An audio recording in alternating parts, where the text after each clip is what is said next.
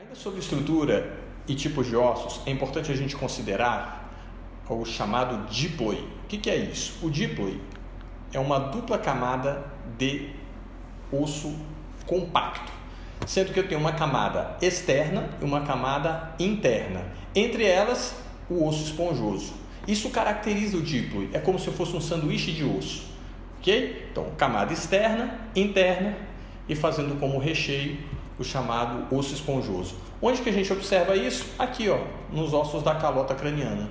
É aqui que nós vamos observar. Então, a calota craniana, a abóbada craniana, que estão formados pelo osso frontal, parietal, pelo occipital e pelos temporais. Características da superfície do osso, os chamados acidentes ósseos. Vamos ver um pouquinho disso?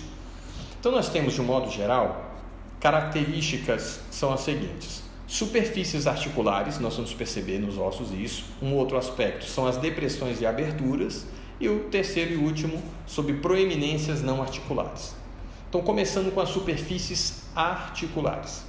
Então, nós temos côndilo. O que é o côndilo? É uma saliência articular arredondada e grande. Nós vemos em vários ossos do corpo. Então, aqui tem um exemplo, aqui eu mostro o exemplo para vocês, do côndilo da mandíbula. Muito fácil de ser palpado.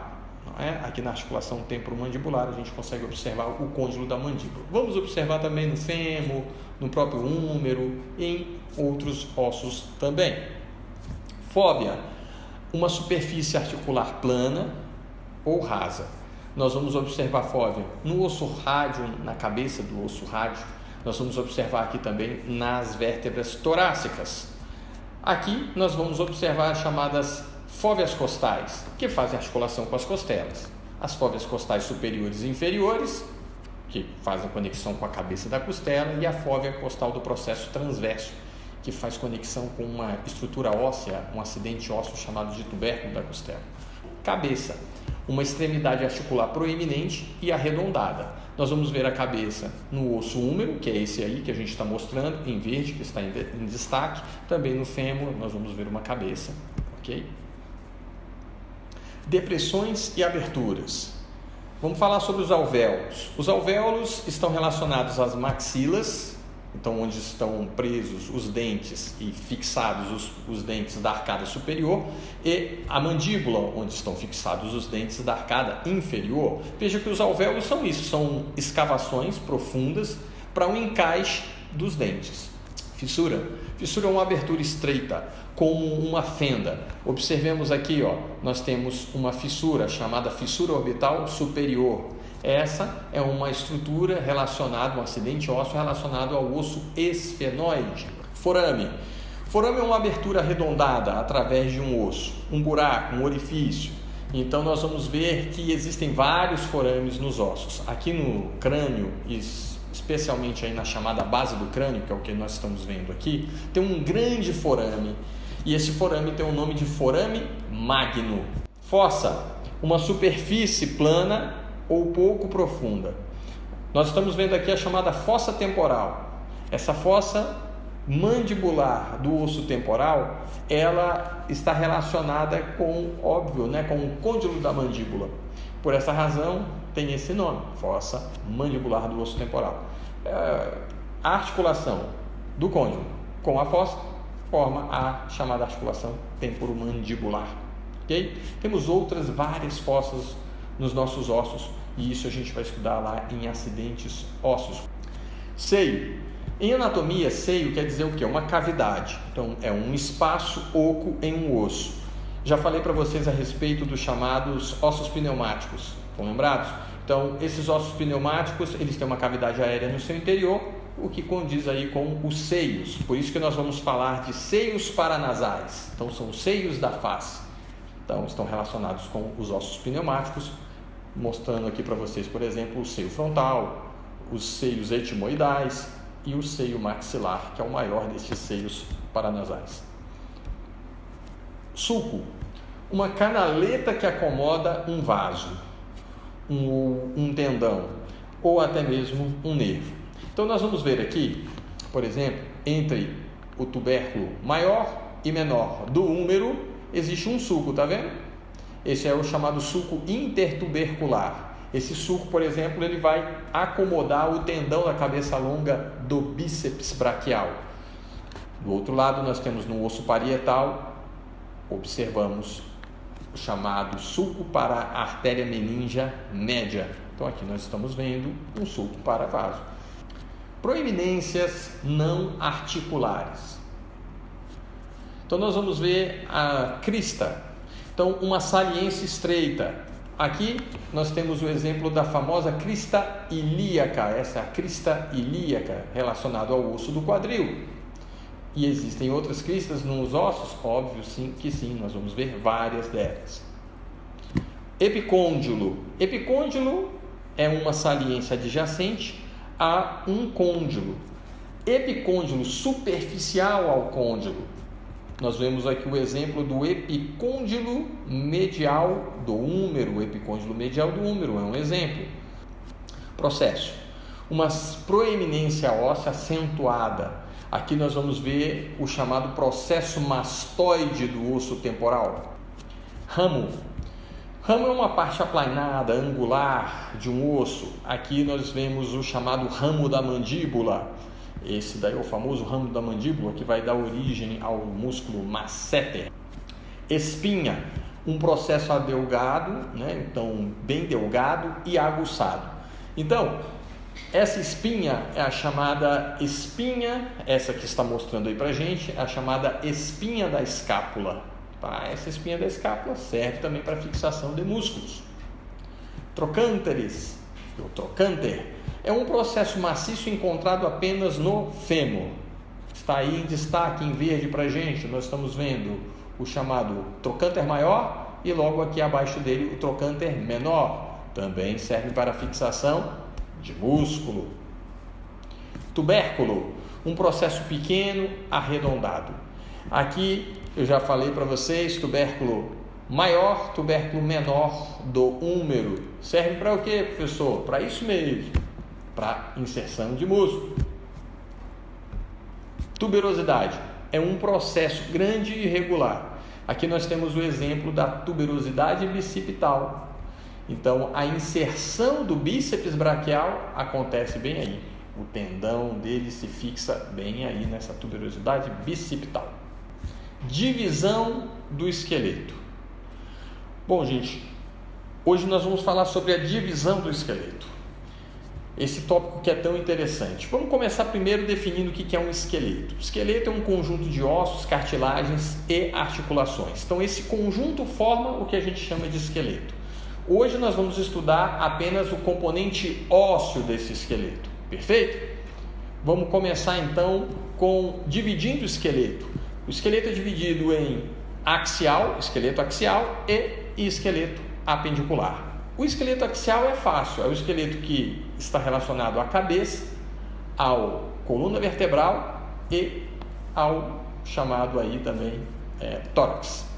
Então, esses são os componentes do esqueleto axial. E o esqueleto apendicular é o que forma os membros superiores e inferiores. Começando com a identificação dos ossos do esqueleto axial.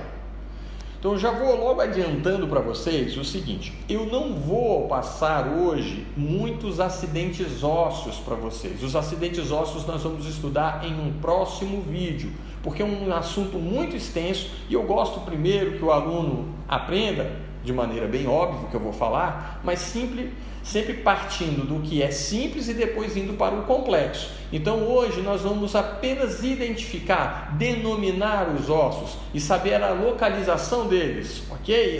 Esse é o propósito dessa aula. Então vamos começar com os ossos do crânio, do neurocrânio. Os ossos medianos, eu vou utilizar aqui a sistematização do professor Didio, perfeito?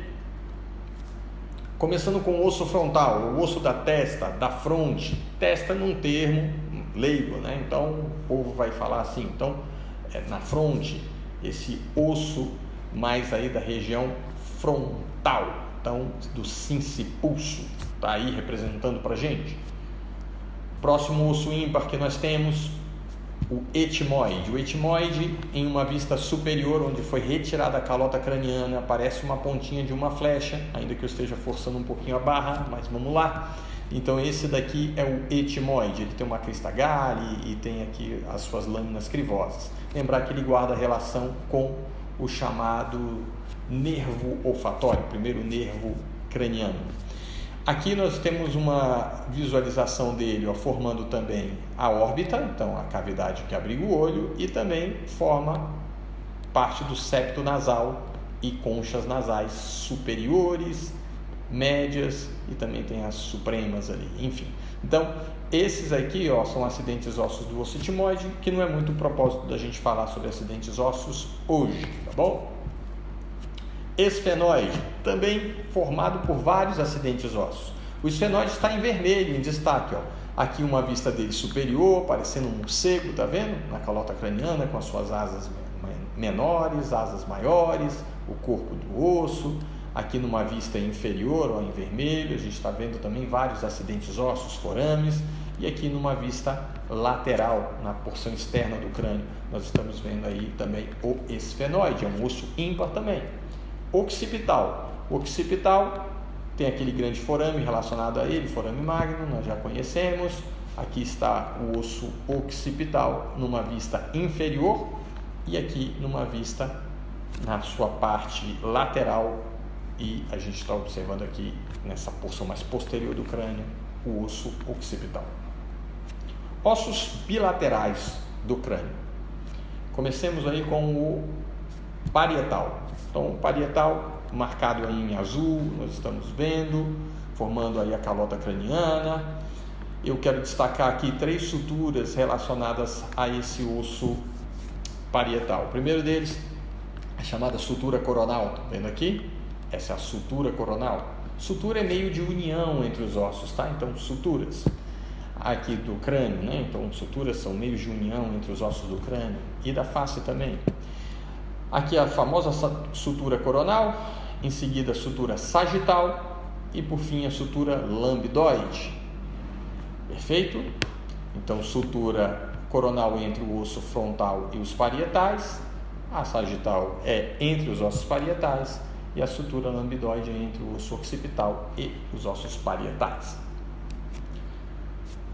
Osso temporal. Osso temporal são os ossos laterais. Aqui a gente está observando, formado por vários acidentes ósseos muito interessantes. Aqui nós temos uma vista inferior do osso temporal, então a sua vista voltada para a base do crânio. Os ossículos da audição são 6, também são bilaterais. Eles estão alojados onde? No interior da cavidade timpânica. A cavidade timpânica está relacionada a qual osso? Ao osso temporal. Aqui nós temos uma representação do osso temporal, tá vendo só? Perfeito? Aqui nós temos o chamado aí tuba auditiva. A tuba auditiva abre-se aqui na cavidade timpânica, certo? E aqui na cavidade timpânica nós estamos vendo os ossículos da audição. São 3 os ossículos da audição. Esse é o martelo, estou representado aqui em cima. Depois, bigorna, está aqui, e o estribo. Este aqui é o estribo e ele está aqui embaixo representado. Face, o viscerocrânio. Vamos seguir a mesma sistematização. Ossos medianos primeiro. Nós temos 2. O primeiro deles, vômer. Esse aqui é o osso vômer, numa vista inferior. Aqui eu observo esse osso triangular, todo esse osso triangular aqui é o vômer, certinho? Esse é o vômer. Veja que o vômer faz articulação com o osso etimoide e ambos vão formar a parte aí do chamado septo nasal, conforme nós vamos ver em outras aulas. Mandíbula. A mandíbula é o segundo osso ímpar da face. Então está bem aí destacada nessa cor azul. Nós estamos vendo a mandíbula com seus vários acidentes ósseos, com os dentes da arcada inferior articulando-se, fixando-se nela. Lembrando que a mandíbula é o osso aí móvel da face, é um osso móvel da face e forma, junto com o osso temporal, a articulação temporomandibular, a ATM. Ossos agora bilaterais da face. Começamos aqui com os ossos lacrimais. Esses aqui são os ossos lacrimais. Lembrar que os ossos lacrimais possui um conduto que faz conexão aqui com o meato nasal, ou seja, aqui com espaços na cavidade nasal. Então tem um conduto nasolacrimal que faz essa conexão. Por esta razão, quando a gente está chorando muito ou está com o olho lacrimejando demais, ou se você pingar um colírio, você vai sentir já já algo vindo até o seu nariz e já já você vai sentir também algo lá na sua boca. Exatamente por conta da comunicação desses vários espaços, ok? Lembrando que olho comunica-se com nariz e nariz depois com a boca, ok? Bem fácil isso aí. Ossos nasais, também no número de 2, estão aqui representados na cor azul, ó, ossos nasais com a sua sutura internasal aqui, ó, perfeito?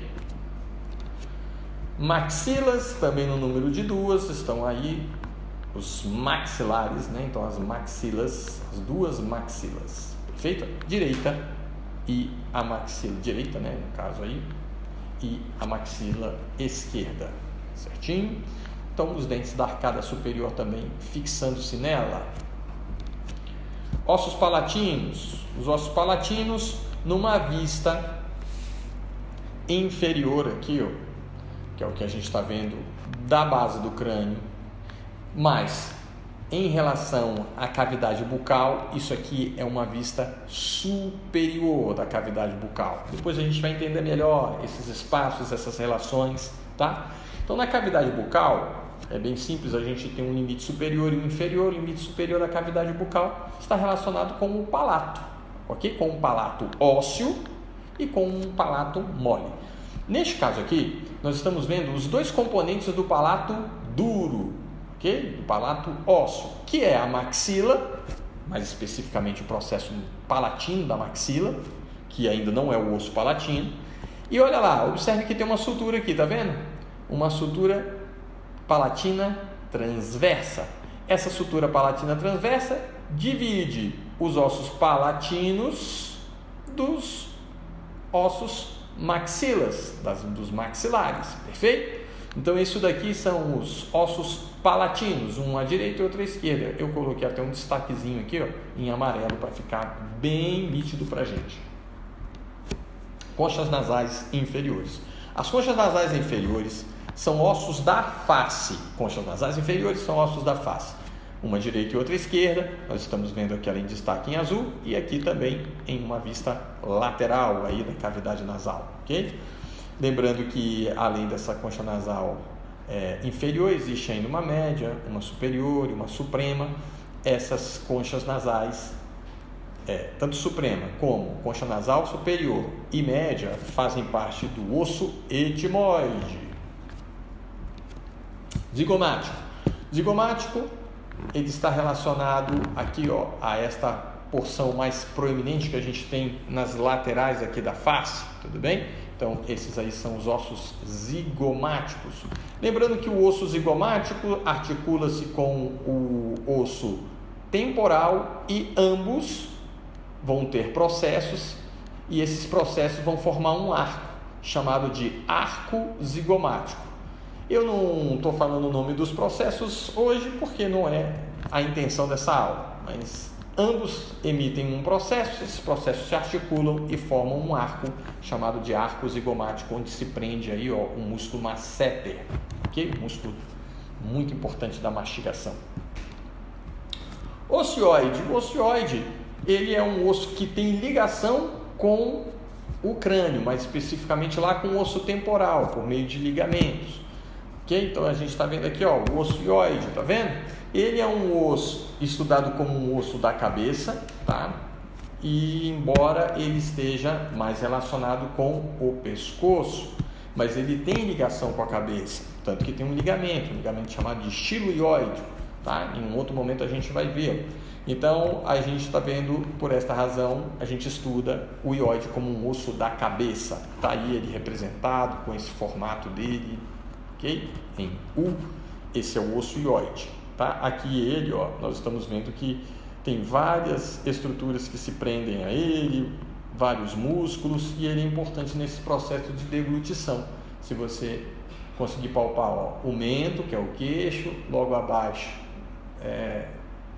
dessa parte do assoalho da boca, que é essa parte mais mole, onde a gente tem músculos aqui, né, relacionados à língua, enfim, e que vão auxiliar na deglutição também. Se você deglutir, ó, você vai sentir passando no meio do seu dedo aí o osso hioide.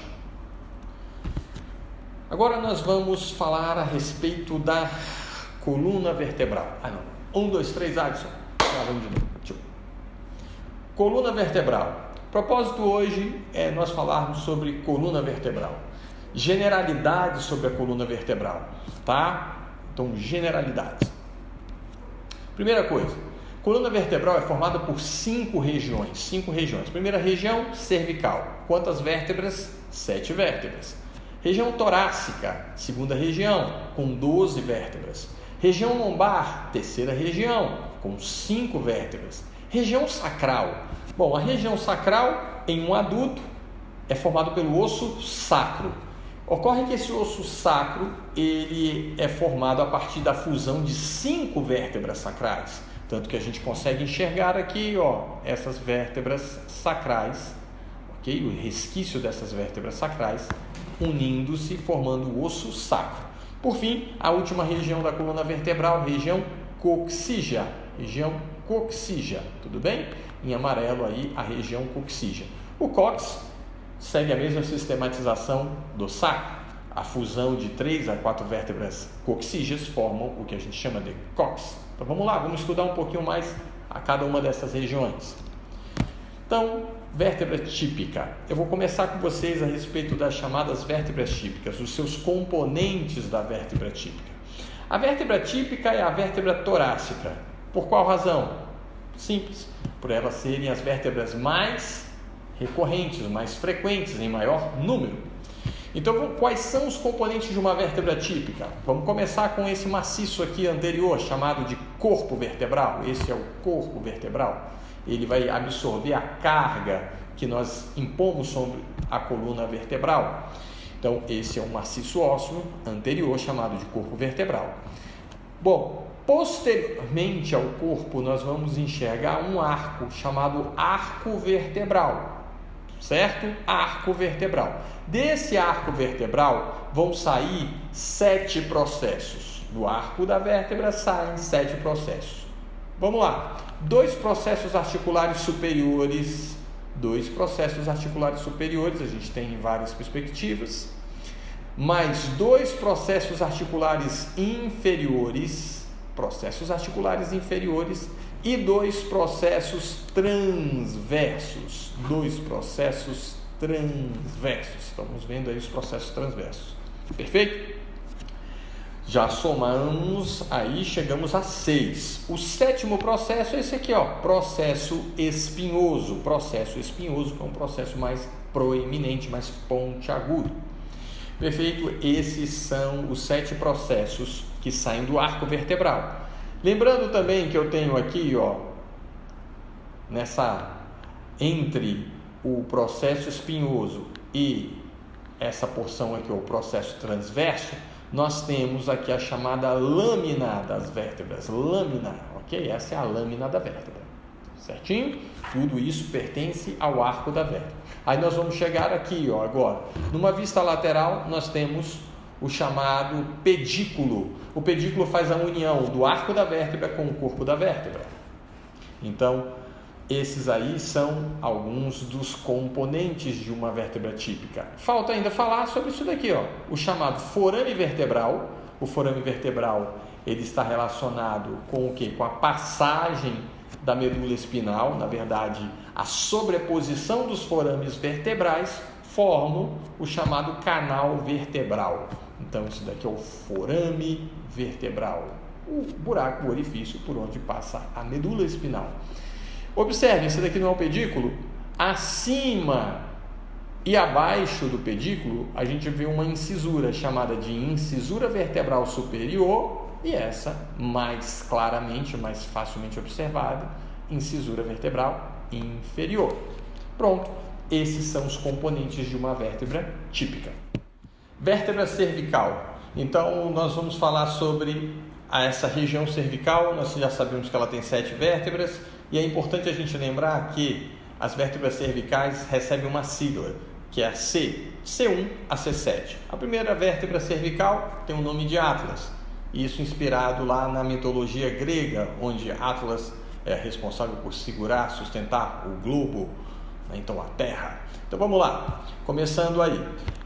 Atlas, o que chama atenção? Ela tem ausência de duas coisas. Em relação lá às vértebras típicas, ela tem ausência de duas coisas. A ausência de corpo vertebral, perceba que ela não tem um corpo vertebral e também não possui processo espinhoso. Então o que ela tem? Ela tem um arco anterior e tem um arco posterior. Além disso, tubérculos, tanto anteriormente quanto posteriormente.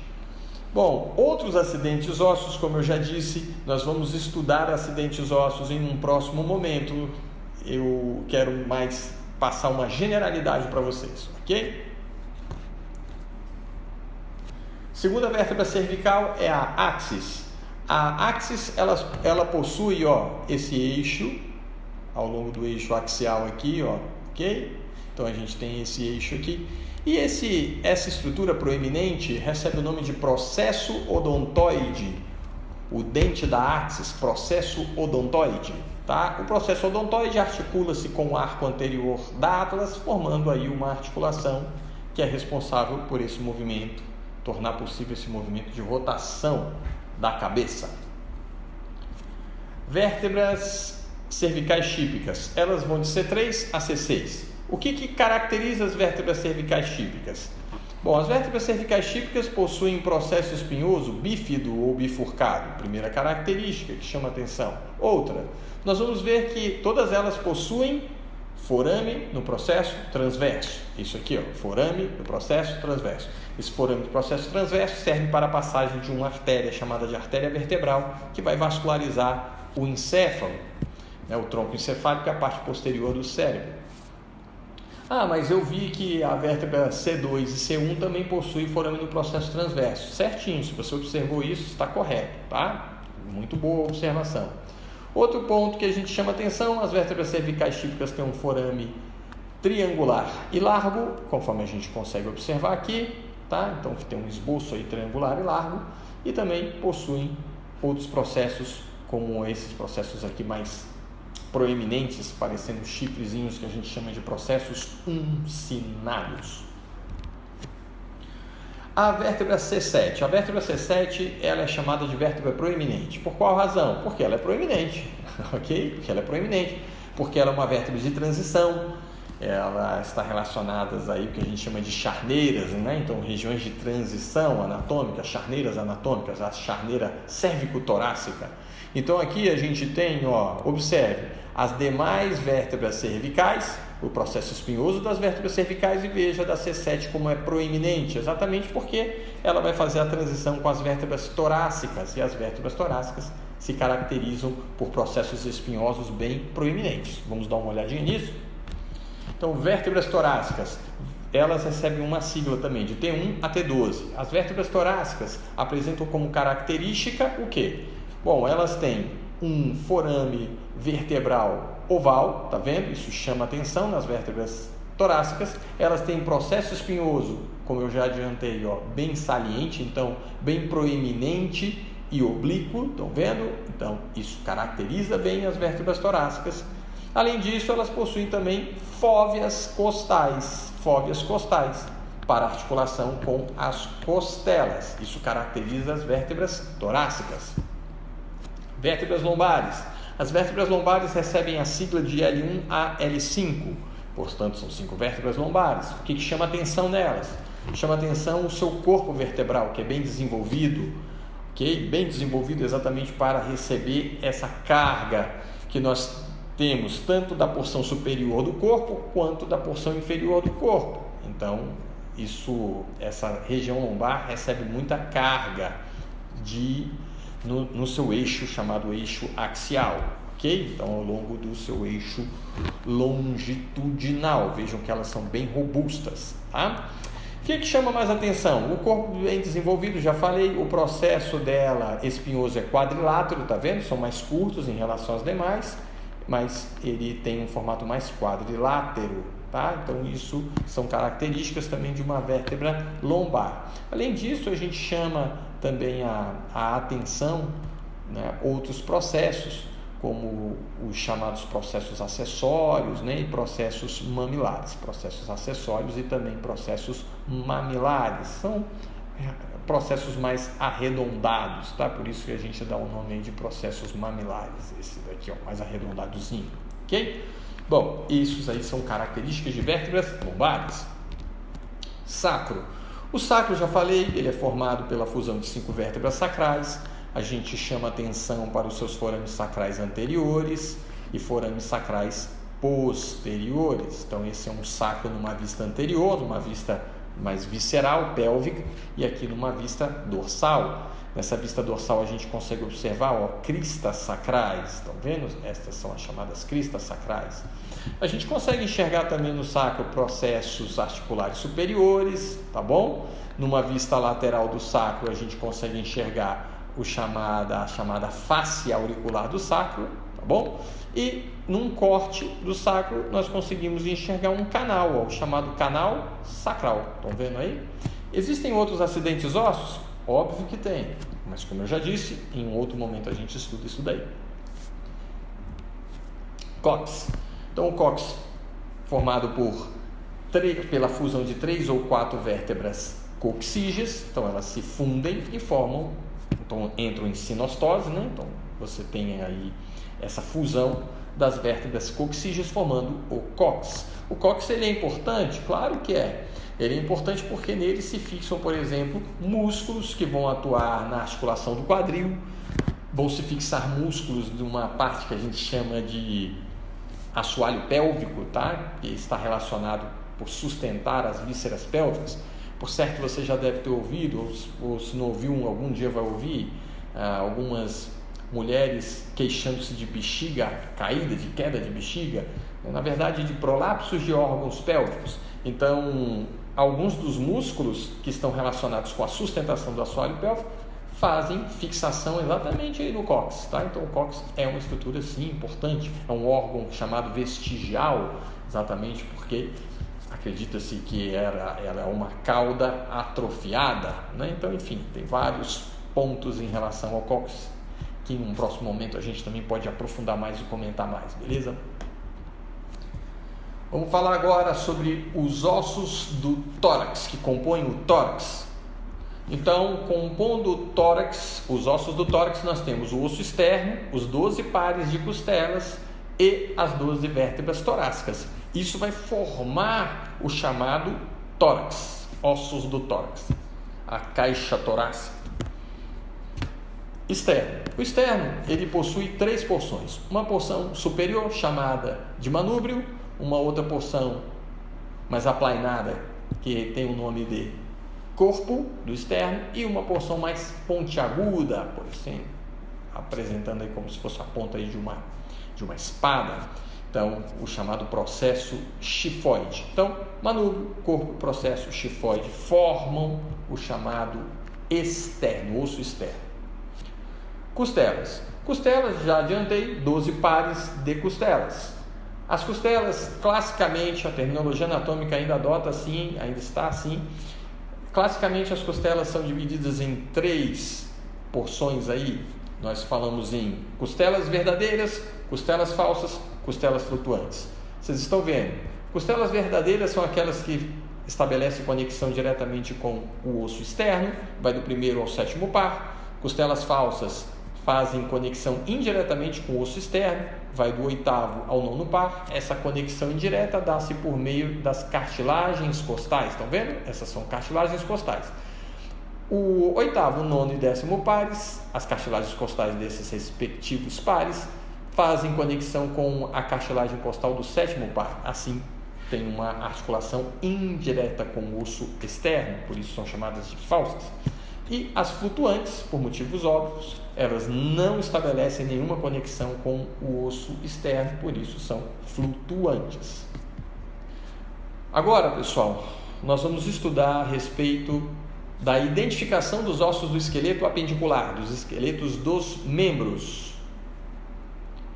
Então, membros superiores e inferiores formam o esqueleto apendicular, começando com os ossos dos membros superiores. Cintura escapular. Cintura escapular é formada por dois ossos. Um osso mais anterior, a clavícula, então a gente consegue facilmente observá-la e palpá-la, clavícula, e um outro osso, um osso mais posterior, que é a escápula. Escápula e clavícula formam os ossos da cintura escapular. Bem fácil isso. Vamos para a próxima região. Região do braço, o representante aí é o húmero. Húmero é o osso do braço.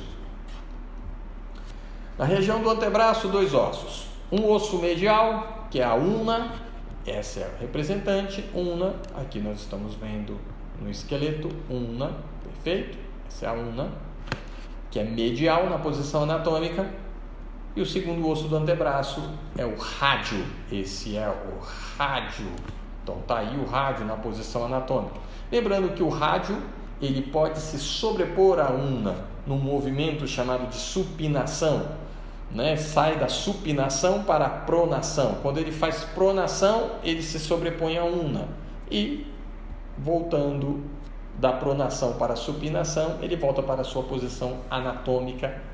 Assim a gente estuda e assim a gente parte desse pressuposto, tá bom? Então os dois ossos do antebraço, rádio e ulna. Vamos lá, vamos continuar. Região da mão, nós vamos começar com os ossos do carpo. Os ossos do carpo são divididos em duas fileiras, uma fileira proximal e uma fileira distal. A fileira proximal é formada por 4 ossos. Vamos começar aqui, ó. Primeiro deles, osso escafoide. Segundo, semilunar. Terceiro, piramidal. Quarto, pisiforme.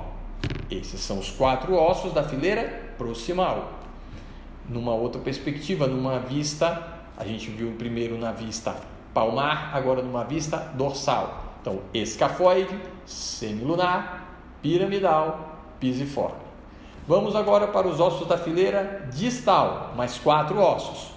Então, começando do mais lateral para o mais medial. Então, aqui nós temos o primeiro osso da fileira distal, é o trapézio. O segundo, trapezoide. Terceiro, capitato, que é o maior dos ossos do carpo. Quarto, o osso uncinado, o amato. Então, uncinado ou amato, este é o último osso da fileira distal do carpo. Percebam que os ossos da fileira proximal guardam relação com rádio e ulna, perfeito, e os ossos da fileira distal com os ossos do metacarpo, certinho? Falando aqui numa outra perspectiva, os ossos da fileira distal, então começando aqui numa vista dorsal, esse primeiro então é o escafoide, segundo, dá um cortinho aí, Adson. Ossos da fileira então distal do carpo agora visto em uma visão dorsal.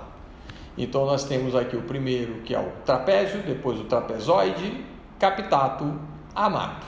Prontinho, esses são os ossos da fileira distal do carpo.